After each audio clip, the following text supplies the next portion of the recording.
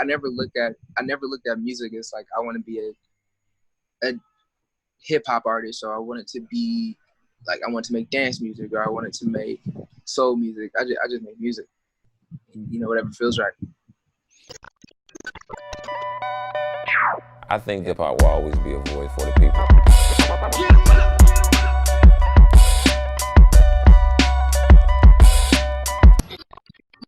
Hey everybody, I'm Reggie Williams, founder and CEO of Ambrosia for Heads, and with me I have Jake Payne, our editor-in-chief.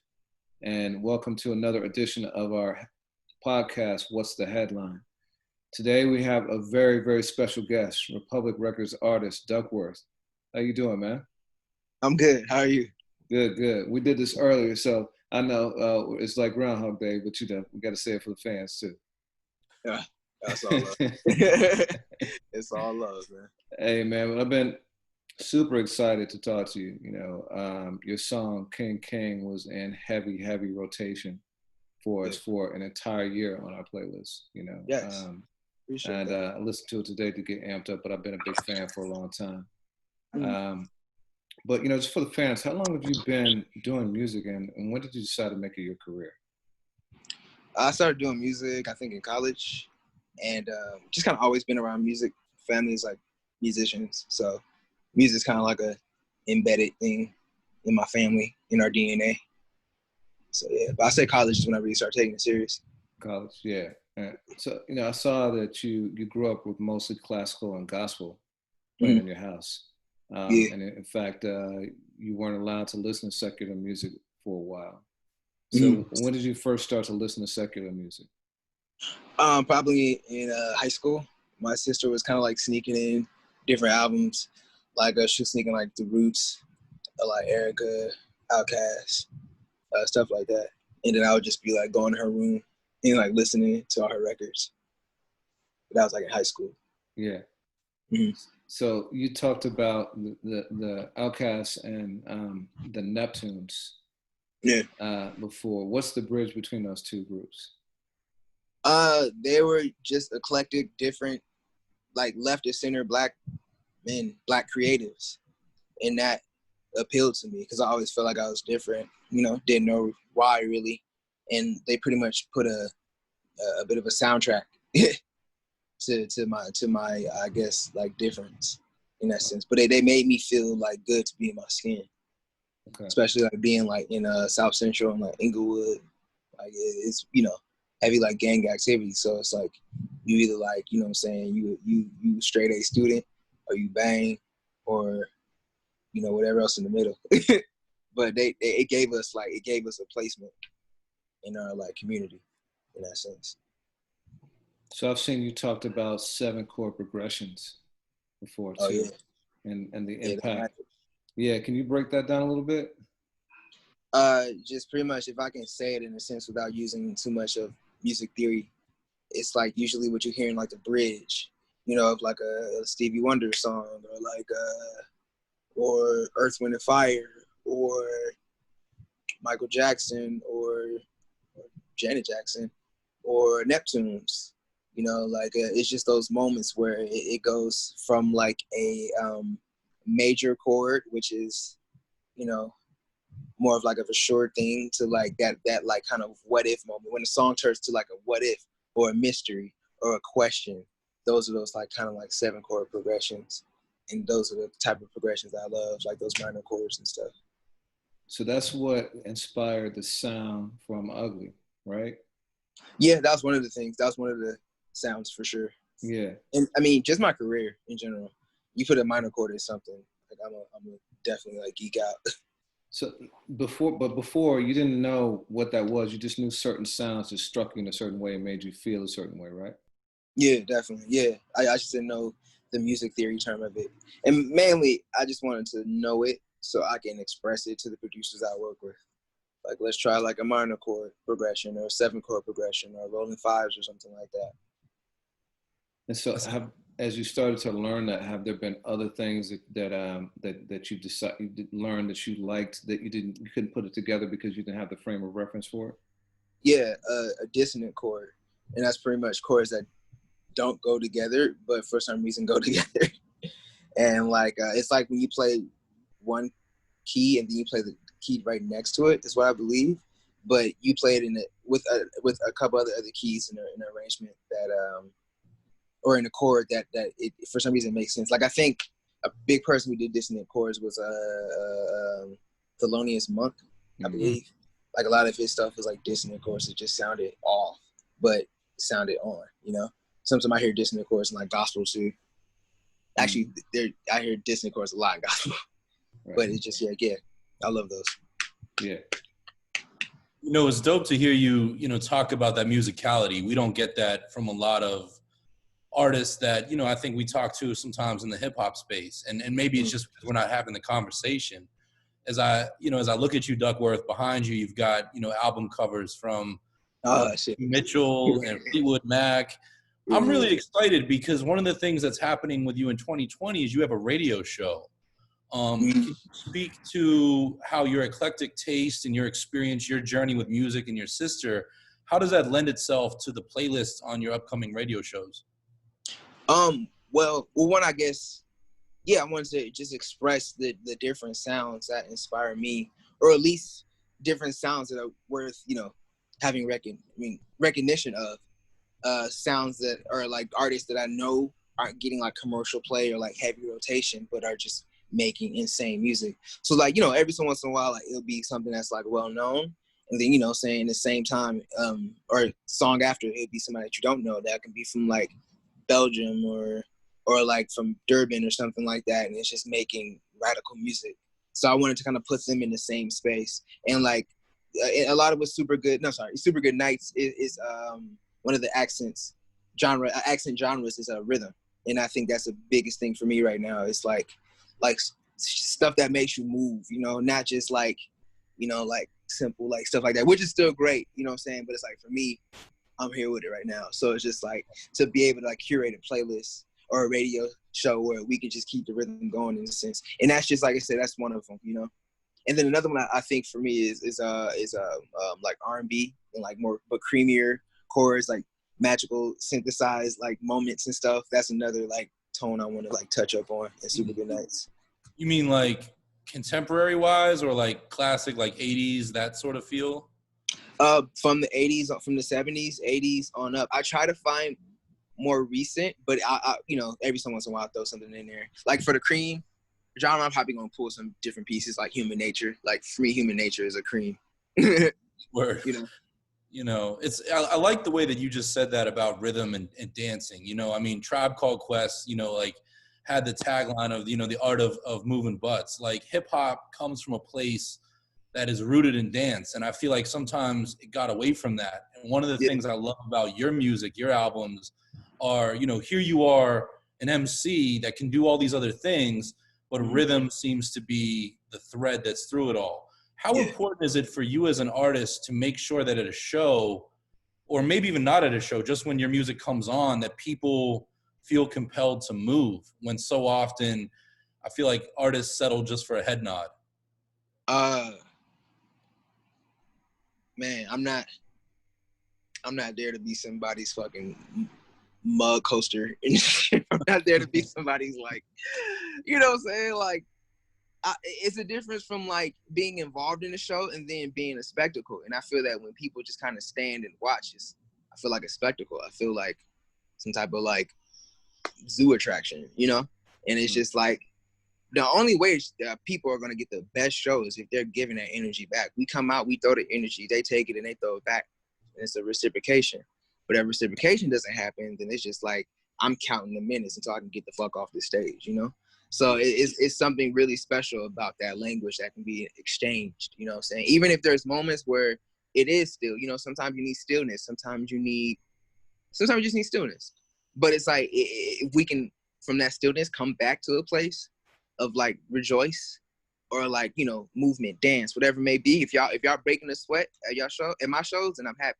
If you dry and everything, we gotta have a talk. We gotta have a talk, you know what I'm saying? So that's mainly what it is. Yeah, a lot of your music has really kind of a punk rock like influence to it too. Like, so do you want that same kind of energy, like that mosh pit energy at your shows at times too? I used to, and I still do, but I want to Me and my homie Reggie, no fun. Me and my homie Reggie, he was saying, because I played him some of my new stuff, and I was like, my thing right now it is rhythm, and he was just like, man, it'd be tight if you can find a way to mix the rage that you were on before with the rhythm that you do now. And we came up with this whole concept of rage through rhythm, and it's really just taking that punk energy but putting that in the rhythm, you know? So it's like having it where you can like still mosh and still like be aggressive, but I guess instead of it being like jumps, it's more like it's more like here. It's very much like tribal instead of like aggression, I guess, in that sense. It has a different type of movement and everything. So when I'm able to perform again, I'm going to be playing with that concept. Yeah, much. I mean, you just released Find a Way and Coming Closer within the last month. And those are both very melodic, a lot more melodic than some of your recent music. So is that the direction your new project's going to go in? And are you working on a new album, or are those just kind of loosies? Yeah, I'm working on a new album, and that's definitely the direction. It's melodic. It's a lot of my friends on there. We were just in the studio, just like creating, you know what I'm saying? Because my friends can take me to places that I can't even like think of, you know, and vice versa. So it was just, it was very much me and the homies just in there cranking away, and the magic that came from that is this new project, Supergood. And it's a lot of melody, a lot of rhythm. In the transitions that we're working on, like I literally just finished a transition right now. It's like, it's insane. Like it feels like a score, I would say. You know what I'm saying? And when we were making it, we had ET on in the background for some reason. And it was like dusk. So it was like 7 o'clock and the sun was just setting. And there's like blue lights all around the apartment. So it's like, I feel like a lot of that magic is ending up in this project right now. So yeah. But I would say that's you said that you started making music in college, which I think by a lot of standards is later in life for some folks. And you know, for me as a fan of yours, like all of a sudden 2017, 2018 was like, boom, you were on my radar. But I don't know, you know, was there a moment in your career that was like your big break, your tipping point, where all of a sudden things just kind of really took shape? Because you blew up quick you know, from my vantage point. Got you. I mean, I've been rocking for a good minute. I was in a group called Tokyo 24 back in the day. You know what I'm saying? I dropped a little solo mixtape, probably in like 2012 and stuff, you know? So I've been rocking for a minute. I think just the moment that I was making crossover music was in 2016 with an album called I'm Ugly. And like that type of sound, like I said, it crossed over. It was able to like be in different spaces, you know? And I think that was what shot me to that point of, you know, mass recognition, I suppose. Yeah, I know there was a time in your career when it was actually stalling and you wanted to quit music. So, you know, what was it that got you through that point? That's a good question. I think somebody reminded me of the joy, not of just music, but of like just creation. And it's just like kind of looking at it, I mean, because it could be discouraging when you see people who you feel maybe have not put in as much work or don't have the same integrity as an artist or something like that. And, you know what I'm saying, they should go crazy. So it can be very discouraging if you're trying to sit here and like, you know, just really like create from the soul. So a person would just like pretty much just said, don't worry, like blind, like block that. That don't matter. Just make sure you pay attention to what you're doing. And it's just like things will happen in the time that they need to happen. All you gotta do is just keep putting your true intentions in it, and it's gonna happen when it needs to happen. So I had to just believe that, and then just understand that it's just like, what are you doing it for? Are you doing it for the clout? Or are you doing it for the creation? You know, I was just like, well, I'm doing it for creation, like creating something new. You know, it's like, all right, cool. So that's what kind of helped me get back into it. So I know you don't know music theory, but do you play any instruments yourself? I'm learning keys. I like chords a lot. I could be more disciplined at it, but I don't know, I'm also not in a total rush. You know, I hope I'm here for a little bit or a good amount of time on this earth, so I got time to learn. But keys for sure. So you've worked with some master musicians, one of whom is one of my favorites, Terrace Martin. How did you guys connect? I think through management. But funny enough, Terrace used to play a horn section for my dad. my dad was like a gospel producer in the 90s, and he hired Terrace to, like I said, do horn sections of some gospel tracks. And then like I found that out one night working with Terrace. He was like, "Who your dad?" I'm like, his name is Jerry Lee.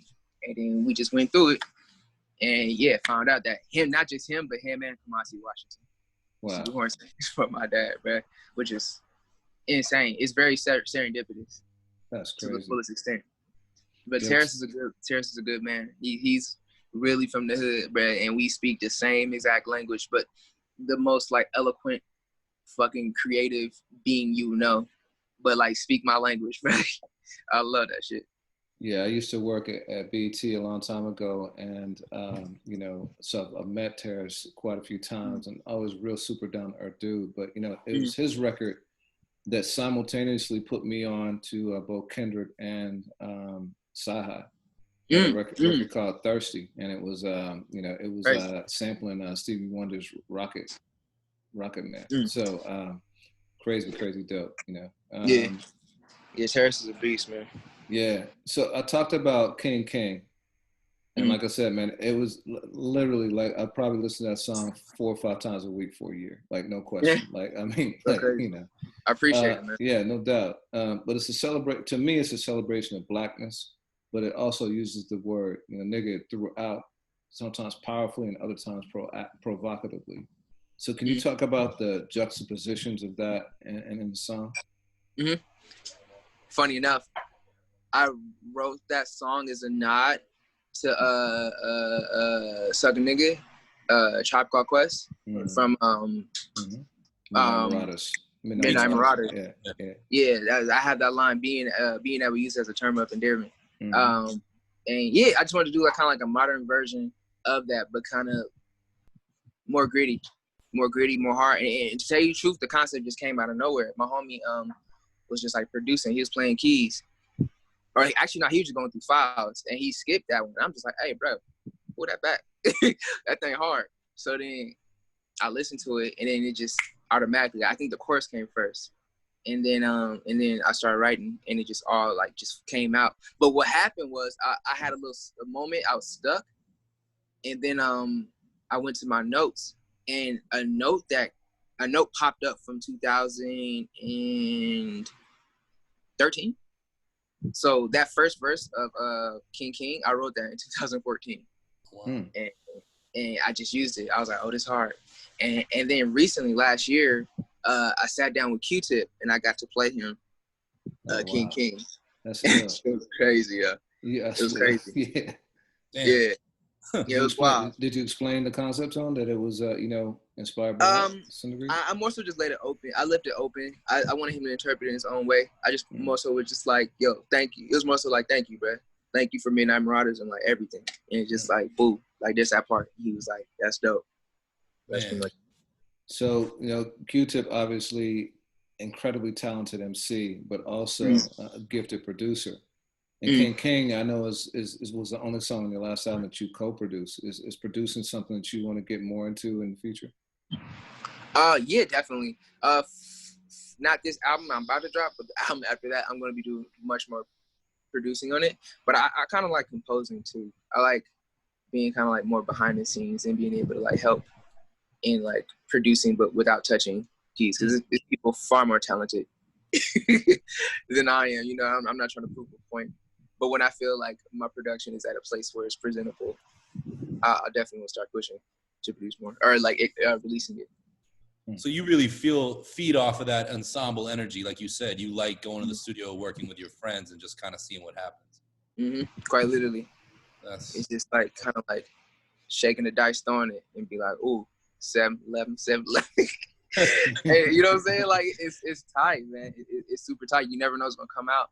Like I never have a hint or clue. I can come in with like a BPM, but even then, it's still like you don't know what's gonna happen. I think that's insane. So like as we're talking, I feel your energy, just like you're bouncing around in the studio. You're high energy. I have to ask, 2020 is not what any of us would have expected. So for you as creative, I know California a little bit different than maybe it is here on the East Coast, but for all of us, we kind of had to sit down. With all of this momentum that you've built over the last 4 or 5 years, what was that like for you to not be able to do things maybe as planned? Well, I was a lucky one. This album, Supergood, we recorded it all in January. Crazy enough, like the whole thing we recorded it in 1 month. Oh, except for there's like maybe like 2 or 3 tracks that were from previous like from the previous year. But like a good 90% of it was in January. So I just made everything before Corona hit, Wow. which is insane. So I was one of the blessed ones. Trying to make an album during Corona probably would have been insane. Yeah. But high key though, it's been hard to try to like get all the assets together for rollout, because like during March, well later February, I got sick, and then March was just like, it was just hectic, like trying to get my mental together. It was a time to like, pretty much the universe is saying like you need to stop everything and you need to tap in, like with yourself, tap in with your spirit. You need to tap in with everything, your health. You need to be on one, because I was touring a lot. I was like up to 3, 4 in the morning, like no sleep. And it was just taking a toll on my body and my mind. So I think just everything plus Corona, it was just like, you need to stop right now. You know what I'm saying? And get it together. You know, I've seen that you like to cook, you know, so how has Corona affected that for you? I figured out a couple more recipes, but I ain't gonna lie, man, I hate cooking sometimes. I ain't gonna lie, man. I hate it, man, because it just take. I gotta be in that place to like chop some vegetables up and, you know what I'm saying, season some things and like marinate, and you know what I'm saying. I just gotta be in that place. I like cooking for other people, but for myself, I'm not into it. Right. Not that much. You know, as you spoke about the creation of King and pulling a verse from damn near a decade ago, that's so interesting to me. And the song has a concept. You know, I'm curious, you know, I listened to an interview you did on the effect, the inspiration of Rewind by Nas that had at you at a young age. Can you just speak to how you try to treat concept when it comes to the lyrics and the music of Duckwrth? Mm-hmm. Well, I think one of my little superhero powers is I'm a storyteller. So, and I think that something about storytelling, it makes the whole concept or the whole song or the composition just easier to digest. I don't know. I kind of like seeing. I like to design, but from an audio standpoint. See, if you can make a whole world in a song, I think that's like a beautiful challenge. You know, I love that. But more so just storytelling. I just like to storytell to music. I like to say. So you and Q-Tip were you and Q-Tip in the lab together? Like, did you guys get to work? No. No. You know, for whatever reasons. But it was more so just sitting down and like just getting to talk to an OG and everything, and just like, you know, picking his brain, him listening to my music, him letting me know what's goody. It's just, you know, conversation for most of anything. And I think, you know, that's all I needed. I appreciate that. I want to have more conversations. Yeah. Like that, you know what I'm saying? I think I ran into Wyclef in the airport, because I ran into Olu from Earth Gang and shit. So me and him chopping, and then he looked over and he was like, I think that's Wyclef. So then we both ran into Wyclef and we chopping up with him, and like just like in that 5 minutes we got like, you know, a good amount of information. It was tight. Wow. So yeah, just conversation, man. That's a lot of game. Yeah. Mm-hmm, mm-hmm. Yeah, so, and to see the generations coming together like that is awesome. You know, like it's almost like I hate the word cosign because that seems so passive, but it's like a knighting of sorts. Like your music is carrying on the musicality of these two guys that did so much for it with the genre. Yeah, I mean, gladly to be able to, you know, because that energy needs to remain. And, you know, things can be lost, you know, and it needs to be, I mean, that's how it is in African culture. Like there's the older person, I don't want to call him the OG, it's a certain name for him, but we're going to call him OG. And they had all the stories, and they, like, you know, saying they passed it down to the younger ones, and then when they passed on, the younger ones had the story, and they just can't continue it on. And it has to be the same thing in hip hop, you know. If not, then it can be lost like easily. So yeah, I definitely appreciate that. One person I definitely want to have the torch handed from is Pharrell. So we're gonna see how this works out. Yeah. So what is it about Pharrell that really appeals to you? Just different, man. Like he didn't feel like he needed to be aggressive, or he needed to like appealed to. I mean, he had his little moment. He was like flexing. He was flexing hard during the In My Mind era of Pharrell. But like overall, Pharrell is just like he's cool. He's kind. He's funny. He's an Aries and a motherfucker. He's tapped in. He's tapped in. And then like as he gotten older, he's become more and more modest. Even though like, you know what I'm saying, he's worth his weight in gold. But he's modest, and I think that's what appeals to me a lot. Because I don't feel like I need to like boast and brag in that sense. And I fuck with people who can be like insanely creative and great, and it's like nothing, you know. But yeah, he was tight. Like I said, back in high school, he made me feel like a human, you know, and that's big. So does that extend to NERD too, or mostly just his productions? Yeah. Pharrell, Neptunes, NERD, that including Shay Haley, like all of them, the whole, trifecta, boom, boom, all that. What's your favorite NERD album? Fly or Die. Fly or Die, yeah. Fly or Die. Yeah. Fly or Die for sure.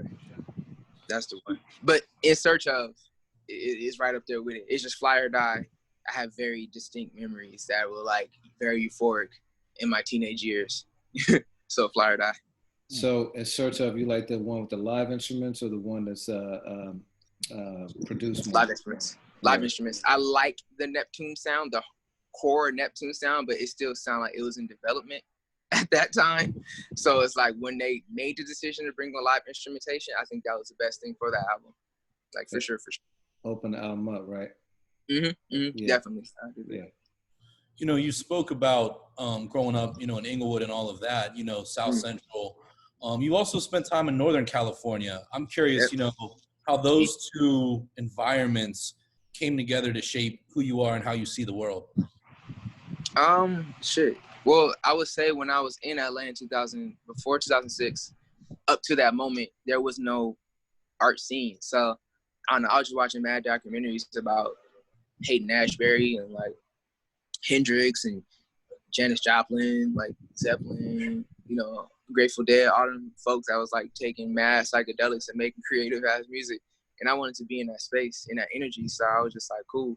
I wanted to learn graphic design, and they were one of the first colleges that reached out to me. I applied, they accepted me in 2 weeks, and I was like, I'm good. I'm gone. So yeah, and then from there, I spent 8 years in the Bay, and that has definitely shaped who I am as a creative, like today, as far as being multifaceted and being able to like tap in to like certain colors and textures. I don't think I would have gotten that being in LA at that moment. Later on, if I was in LA, maybe later, like creating like in 2012, 14, then it probably would have been different. But in 2006, nah, that was not cracking. Yeah. You know, they both got very rich hip hop legacies too, in terms of sound, but very different. Have you taken anything from, you know, Southern LA or from South Central on the hip hop side? Funk, G-Funk. G-Funk. That's King. King is G-Funk, just because of how like swung it is. Like it's very like, it's very swung. It's very behind the beat, and then like even like the cadence or just like enunciation, like my N-double-G-A, and roll just the tongue like a curse. Like that's a very LA thing, you know what I'm saying? And enunciating each syllable. Yeah. I'm a huge G-Funk fan. That's part of what, you know, and the low end and the highs, the accents on the you know, yeah, exactly. You can sing that. Yeah. You are. G-Funk for sure. Yeah, so, you know, I know you grew up in South Central and you've been, you know, pretty vocal about having been sheltered and not in the gang scene, you know, but what was your crowd when you were in school? In high school, I found, cause like there was like, I went to an honors section of the school, but that happened in like 10th grade. But before 10th grade, it was a mix. It was like I definitely gravitated to folks who were slightly different, but then I also gravitated to like a couple like gang members and stuff. And like the gang members, they would kind of defend us as being a different kid. So I was like, no, don't bother them. They cool. You know what I'm saying? And like they became my good friends in that sense. But it's only like a couple of them. You know what I'm saying? It wasn't too many. Because the thing is, they were different too. Like they weren't the typical like gang member. They were cool. But yeah, it was pretty vast, I would say. The the video you just dropped for Find a Way is really amazing. Can you speak to like the concept and the vision behind it, especially as you talk about just being a multifaceted artist that I'm sure has input in every aspect of your, art? Yeah. Well, I mean, it was during Corona, so we couldn't really like shoot a video and stuff. So the best thing is, let's find another way. No pun. And I guess CG was like the option. But what was tight was I went to Disneyland last year and I walked around and I noticed that there was no like black characters for like little black kids to like look up to. And I was just like, man, it'd be really tight to make some type of like POC Disney, you know what I'm saying? And that's been like my like behind the scenes efforts. And then so to be able to manifest a video like Find a Way that, it's for black characters that little kids can like look up to. And, from there, I want to continue on making those pieces. It's like, it's very intentional. It's very intentional. But I would say it was a connection of not being able to shoot in real life and then also wanting to make more like black animations. Yeah, that's crazy because I was gonna say it looked like it could have been set in Wakanda or Mad Max or even Pandora from Avatar. And I was wondering if any of those films were inspiration, but it sounds like it was all Disneyland, right? I'm not trying to sample snitch. My bad. Like, my bad on that. The video for Coming Closer was dope too. I looked at it yesterday and like, the ratio I think was 976 likes to 1. Like there's always that one hater. Like, I mean, like who's gonna be that first one? Amazing. That's just yeah, that is amazing. Wow. But what inspired the sound for that? Because it's almost like I got a kind of Detroit like, almost like a house techno kind of vibe to it, almost like a K-Tronada type groove to it. Like what inspired that? More so just deep house. Deep house, and then like we were using like a Juno, so we were like trying to like tap into some like thriller chords and stuff in the chorus, everything, but mainly just like East Coast, like Midwest East Coast, like deep house. Pretty much, that was like the main inspiration for that song. Yeah, I know you like to films. And scoring is something that you aspire to do. So if you could pick any movie or TV show to rescore, what would it be? The Warriors. TV show. That's a great. That's a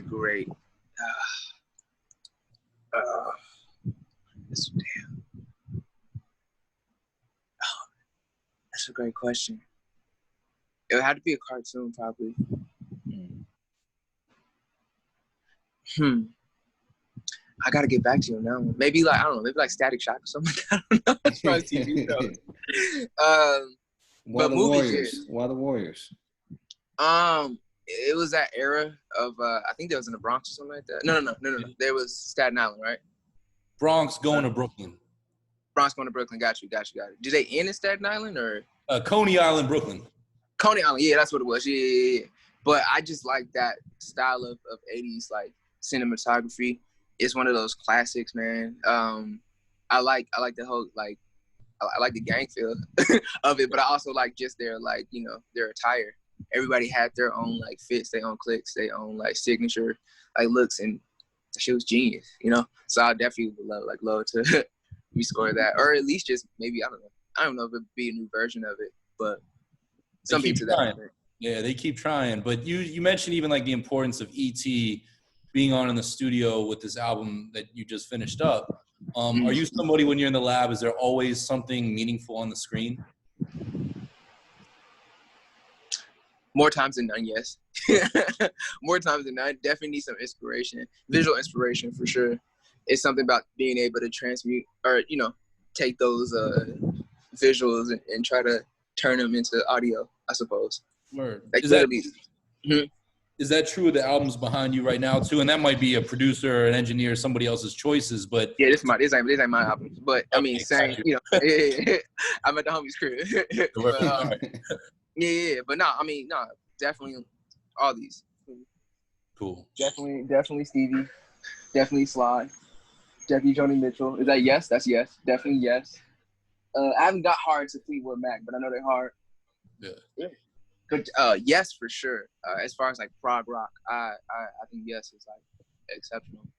And like a lot of prog rock, people don't really like I don't know. It's a certain demographic of folks that appreciate prog rock, but I love it. Yeah, For On sure. Over Lonely Heart, that whole album, was it 02813 or you remember that It's all album? number. Yeah. No, they're hard. Yeah, your music is mad diverse too. I know some people call you like, a rapper or hip hop, but you got like everything from punk to soul to like techno to house to like classical. So how would you categorize yourself, if at all?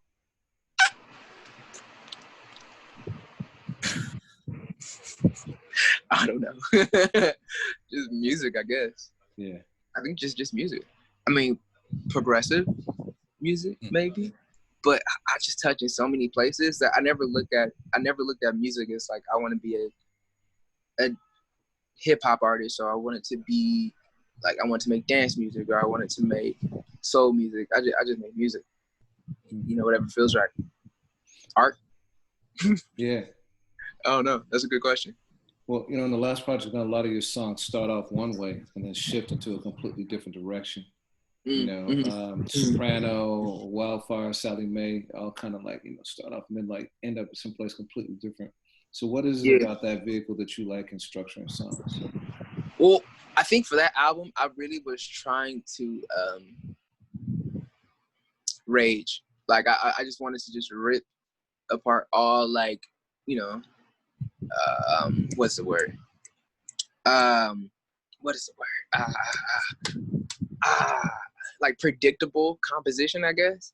I don't know. I wanted to make that album sound like a Stanley Kubrick like score. So I wanted to be very like disorienting. So I was intentionally trying to like, like take you here to like here and then take you here and then like, all these places and stuff.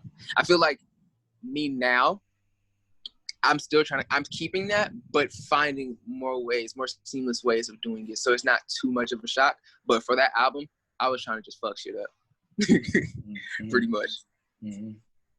So you had dreads at the time that you did that project, and for quite a while. And then I saw you had like almost like a ball cut, and now you change it up too. We've got a coworker, the company man, who's got a theory that like, artists' music changes as their hair changes. So have you seen any impact in your creativity, in terms of like your different hairstyles? Every album has a different hairstyle, whether it's longer, shorter, off, on, dyed. That's a fact. That's a fact for sure, especially for me. For sure. Definitely. Yeah. That's funny. Yeah, right. I was nervous. I was nervous too because you always hear that like when artists cut their hair off, they like lose their power and shit. So, but I don't think that's the case. Yeah. I don't either. Yeah. I think it's just sometimes the times where we seen these artists cut their hair off, it was just later in their career. Like Busta Rhymes, it was later in his career. Ludacris later. Andre 3000 later. They were in a different place in their own life. Yeah. So, yeah. And it happened with current artists too, right? You had like short hair Kendrick, long hair Kendrick, short hair Cole, long hair Cole.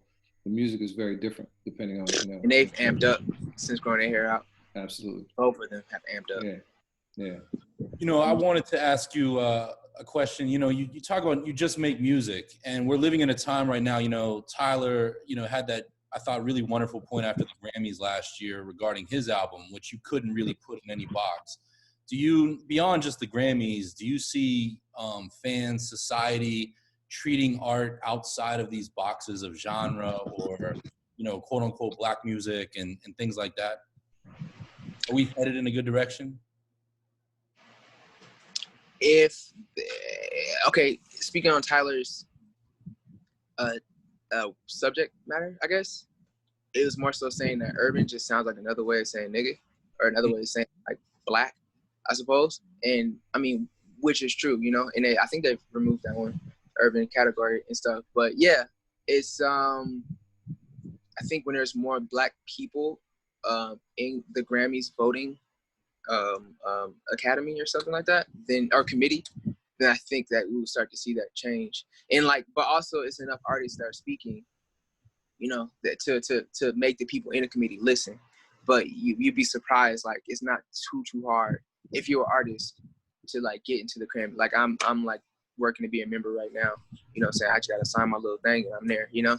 So it's I think it's just more people that like look like us in there, like making decisions. Then we get to kind of like see that change. But also, yeah, enough people speaking. Like Tyler was heard in that sense. Now, as far as him and his Grammy win, I don't think he would have won if he was in the pop category, if he was in the best album of the year category, just because he was going up against Billie Eilish and Lizzo, you know what I'm saying? And like all these other people. And I think that it's like, okay, cool, like small, not even a small one, you won a Grammy. So it's just like, boom, like you got that Grammy, now it's next level. Now let's get you the album of the year. And like Ego was exceptional, you know? It's just, it's more so politics. It's Billie Eilish and it's Lizzo, and those are two of my peers, and I love them and stuff, but I understand the politics of that. So it's just like, yeah, like, you know, win this one this year, and then, you know, we got more time.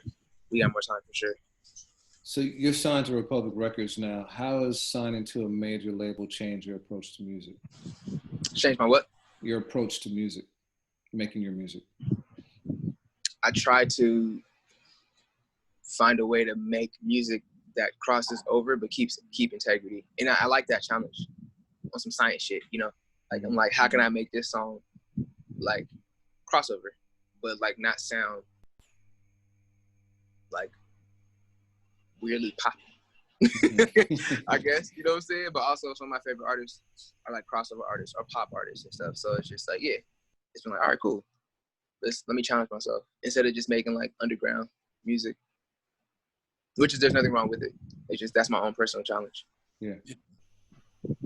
So if fans are to prepare for the album you're about to release, just because, you know, you're a visual person, you're a visual artist, is there a film, is there a painting, is there a book, is there something that they can prepare themselves with as an appetizer for this musical body of work that you're coming with?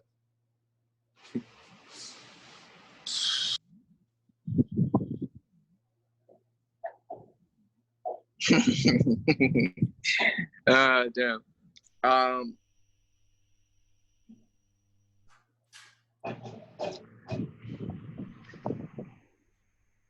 Mainly the word that I'm seeing is like magic, but like not in like a pull a fucking bunny out the hat type vibe. It's like, you know that sparkle, like in like some type of 70s glam photo shoot, like a shorty would like turn her head and it'd be like a sparkle. Yeah, I know well what you mean. Yeah. It's that sparkle. Yeah. It's that sparkle. I think that's what this album feels like lush. It feels colorful. It feels textured. It feels like euphoric in certain ways. It feels joyous, and it feels like magic. Like I know Michael is a problematic person to speak of these days, but Michael is like one of my pockets of joy that I have in my life. Like watching his, not just listen to his music, but watching the different pieces that he made from like 79 to like 90, 93, 94. All that was just like magic, bro. It's weird. I don't know what it is that he was tapping into something, but also the 70s was also very mad. Earth, Wind, and Fire. Like you listen to a lot of different groups and watch a lot of different things, like Zeppelin. Like there's these different folks that were just tapping into this like magical, like it's something that you can take. You can like take drugs to and like probably trip the fuck out. But it's like, you know what I'm saying? The drugs is in the music in that sense, you know? The trip is in the music. So I don't know, magic. Stevie Wonder, magic. Like it's those type of vibes. Yeah, I was watching the Neptunes on this documentary the other day, and Chad was saying that the music that he and Pharrell made, they aspired to make you feel like you were high, but just from the music. That was what they were trying to engender in your brain chemistry, you know, so it's pretty dope. Yeah, exactly. And that's definitely the goal. Make you feel high. So Off the Wall or Thriller? God. Okay. Off the Wall as an arranged album makes more sense. And maybe because they were coming, like that was the final tone of disco before disco was like, you know what I'm saying? Off the Wall arrangement wise makes more sense. Thriller wasn't arranged well for me. Like what's that song before Thriller? What's that song before Thriller? What's that song before The Girl Is Mine. The Girl Is Mine. Girl Is Mine. Yes, Girl's Mine. Yeah. That ain't had no business being before Thriller. Like, at all.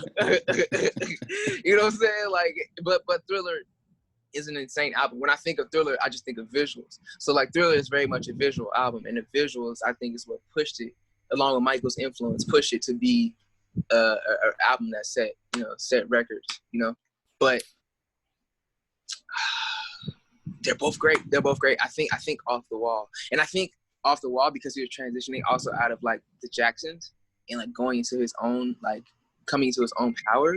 But it's like it was something crazy about, like, it's all rhythm based too. It's all rhythm based. Like I said, Thriller, it takes you to all these different places. But I think Off the Wall. Well, in defense of The Girl Is Mine, which, by the way, was the first single. That was some label shit. In defense of that, Paul McCartney. If you're thinking about like a horror movie and, as a metaphor, like it's all good. And then until you step out into the woods, you know what I mean? So maybe it's the setup. It's all peaceful and lovey-dovey, but you're about to go out and so wolves are coming at you, so. Maybe if they had some type of chord change or something at the end of The Girl Is Mine, that kind of like brought you into it. Cause that actually makes a lot of sense. That definitely is like the, like you think it's a romantic, like a chick flick, until it turns into a horror film. Like that's actually fire. Yeah. But I think audio wise, I didn't get transitioned into that moment and stuff. Not to say that The Girl's Mind isn't a tight song. I think it's a great song. Every song in there is like tight to me. Yeah. But like, that moment is just like like it went from here to like. Yeah. Well, yo, man. In closing, I know you've been at this for a minute, right? You said like in this like 9-10 years or so, it sounds like maybe even longer. And your career has been going like this, right? But now you're in that hockey stick phase. So things go exactly the way you plan. And where do you see yourself like in like 5 years?